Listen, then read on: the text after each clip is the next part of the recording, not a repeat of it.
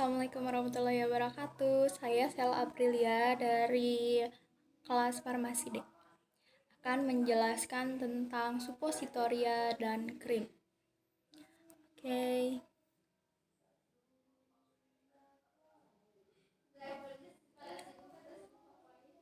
Oke, suppositoria. Nah, di sini saya akan menjelaskan suppositoria dulu. Terus di sini saya akan menjelaskan definisi suppositoria, macam-macamnya dan kekurangan dan kelebihannya. Oke, yang pertama itu adalah definisinya. Definisi dari suppositoria adalah sediaan padat dalam berbagai bobot dan bentuk yang diberikan melalui rektum, vagina atau uretra, umumnya meleleh, melunak, atau melarut pada suhu tubuh. Suppositoria dapat bertindak sebagai pelindung jaringan setempat pembawa zat terapeutik yang bersifat lokal atau sistemik. Macam-macam suppositoria berdasarkan tempat penggunaan. Suppositoria rektal berbentuk peluru digunakan melalui rektum atau anus, bobotnya 2-3 gram, yaitu dewasa 3 gram, untuk anak-anak itu 2 gram. Itu menurut Farmakope 3. Kurang lebih 2 gram menurut Farmakope 4. Bentuk torpedo keunggulannya jika bagian yang besar telah masuk melalui jaringan otot penutup anus, suppositoria akan tertarik masuk dengan sendirinya. Terus yang kedua itu adalah suppositoria vaginal atau ovula. Berbentuk lonjong seperti kerucut, digunakan melalui vagina ya. Sesuai dengan namanya, berat antara 3-5 gram. Menurut Farmakope 3 itu 3-6 gram. Umumnya itu 5 gram. Terus yang ketiga itu suppositoria uretra. Digunakan melalui uretra seperti namanya, berbentuk tabung panjang antara 7-14 gram. Yang selanjutnya adalah keuntungan dari sediaan suppositoria ini. Keuntungan penggunaan obat dalam berbentuk suppositoria dibandingkan per oral dapat menghindari terjadinya iritasi dalam lambung, dapat menghindari kerusakan obat oleh enzim pencernaan dan asam lambung. Jadi karena dia nggak melalui pencernaan, nggak diminum, jadi dia nggak akan ada gangguan pencernaan. Terus selanjutnya, obat dapat masuk langsung ke dalam saluran darah sehingga obat dapat berefek lebih cepat daripada penggunaan obat per oral, baik bagi pasien yang mudah muntah atau tidak sadar, yang pingsan gitu ya. Oke, yang selanjutnya ya. Nah, suppositoria dengan basis alum, kokoa atau lemak coklat. Untuk menghindari bentuk-bentuk kristal tidak stabil di atas dapat dilakukan dengan cara lemak coklat ini tidak dilelehkan seluruhnya. Cukup 2/3-nya saja yang dilelehkan. Jika dilelehkan semuanya atau seluruhnya, maka lemak coklat ini akan kehilangan semua inti kristal stabil yang digunakan untuk memadat. Terus penambahan sejumlah kecil bentuk kristal stabil ke dalam lelehan lemak coklat ini untuk mempercepat perubahan bentuk kristal stabil menjadi bentuk stabil, yang tidak stabil menjadi stabil ya maksudnya. Pembekuan lelehan selama beberapa jam atau bisa beberapa hari. Terus yang selanjutnya adalah suppositoria dengan basis alum kakao atau lemak coklat. Zat yang meningkatkan titik lebur lemak coklat ini. Ini adalah seta atau cetasecem sebanyak 6%. Ini bentar ya.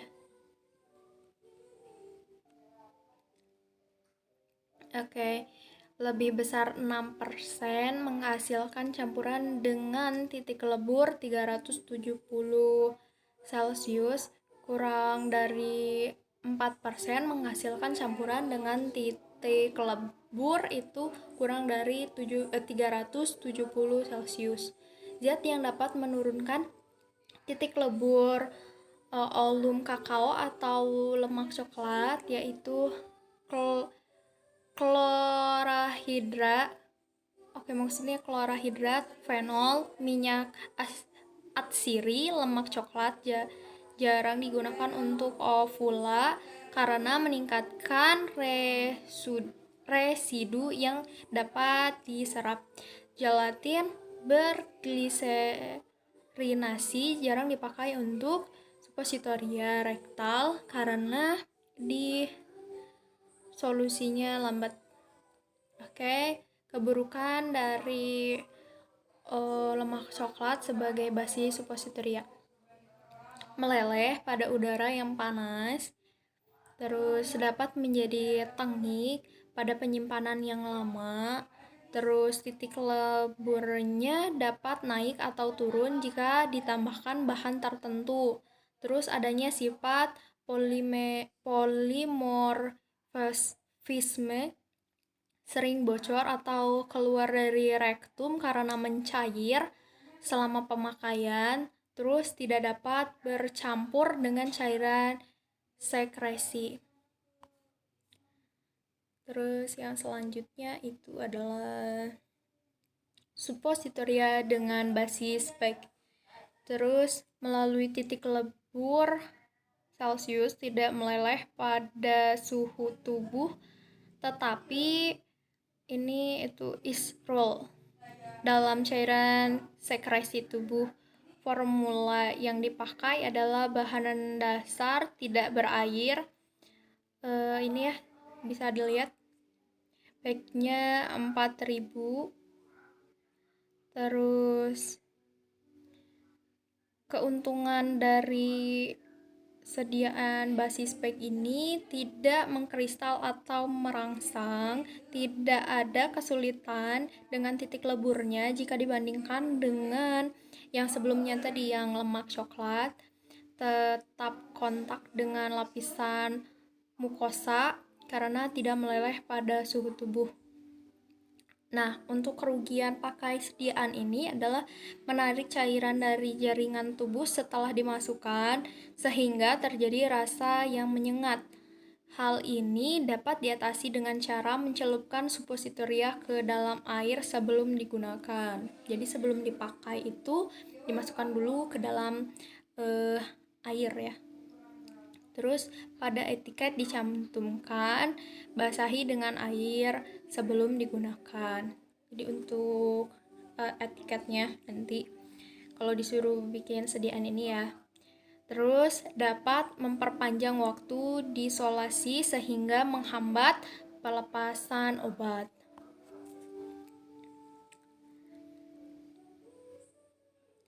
Oke, yang selanjutnya itu adalah suppositoria dengan basis gelatin. Dapat digunakan sebagai bahan dasar suppositoria vaginal, tidak melebur pada suhu tubuh, tetapi melarut dalam cairan sekresi tubuh. Perlu penambahan pengawet karena merupakan media yang cocok untuk pertumbuhan bakteri. Penyimpanan harus di tempat yang dingin. Untuk kekurangannya, menyerap air karena sifat gelatin yang hidrokopis yang dapat menyebabkan dehidrasi atau iritasi jaringan. Terus memerlukan tempat untuk melindungi dari udara lembab agar bentuk dan konsentrasinya terjaga ya. Terus kelebihannya itu lebih mudah bercampur dengan cairan tubuh dibandingkan dengan yang pertama tadi ya, yang lemak coklat. Terus metode pembuatannya itu dengan cara hanya dapat diterapkan untuk suppositoria dengan bahan dasar lemak coklat skala kecil, dan jika zat aktif tidak tahan pemanasan, dengan pencetakan hasil leburan menggunakan basis gliserin dan gelatin. Cetakan harus dibasahi dulu dengan parafin cair menggunakan basis lemak coklat dan peg tadi ya. Cetakan tidak perlu dibasahi karena akan mengerut pada proses pendinginan dan mudah dilepas dari cetakan. Dengan kompresi maksud saya, proses penuangan, pendinginan, dan pelepasan suppositoria dilakukan dengan mesin ya. Terus yang kedua itu saya akan menjelaskan krim. Menjelaskan tentang definisi penggolongan krim, kekurangan dan kelebihan krim, terus bahan penyusun dari krim. Oke, itu menurut Farmakope Indonesia 3, krim adalah sediaan setengah padat yang berupa emulsi mengandung air tidak kurang dari 60% dan dimaksudkan untuk pemakaian luar. Terus menurut Farmakope Indonesia 4, krim adalah sediaan setengah padat yang mengandung satu atau lebih bahan obat yang terlarut atau terdispersi dalam bahan dasar yang sesuai. Terus penggolongan krim itu ada dua. Yang pertama, krim tipe minyak dalam air atau OM biasanya digunakan pada kulit, mudah dicuci sebagai pembawa dipakai emulsi campuran sulfaktan. Terus yang kedua adalah krim tipe air dalam minyak atau WO. Ini konsistensi dapat bervariasi, sangat tergantung pada komposisi fasa minyak dan fasa cair.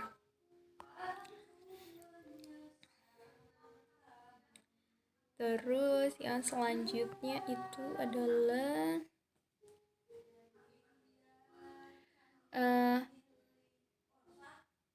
kelebihan krim: mudah menyebar rata, praktis, lebih mudah dibersihkan atau dicuci dengan air terutama tipe minyak dalam air. Terus cara kerja langsung pada jaringan setempat, tidak lengket terutama pada tipe minyak dalam air. Terus untuk kekurangannya, mudah kering dan mudah rusak, khususnya tipe air dalam minyak. Terus susah dapat dalam pembuatannya karena pembuatan krim mesti dalam keadaan panas. Mudah lengket terutama tipe air dalam minyak. Gampang pecah disebabkan dalam pembuatan formulanya tidak pas.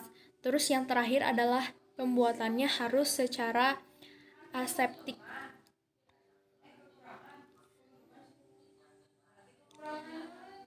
Terus yang selanjutnya adalah evaluasi fisik. Evaluasi kimia, kadar dan stabilitas zat aktif dan lain-lain. Evaluasi biologi, kontaminasi mikroba, salep mata harus steril untuk salep luka bakar, luka terbuka dan penyakit kulit yang parah juga harus steril. Potensial zat aktif, pengukuran potensi beberapa zat antibiotik yang dipakai secara topikal. Bahan-bahan penyusun krim, fase minyak yaitu bahan obat yang larut dalam minyak bersifat asam. Contohnya asam stearat, adamstanae, parafin liquidum, parafin solidum, cetacetum, vaselin, dan lain-lain. Terus fase air yaitu bahan obat yang larut dalam air bersifat basa, contohnya tetraborat, triethanolamine, gliserin, polyethylenglycol atau PEG, dan lain-lain.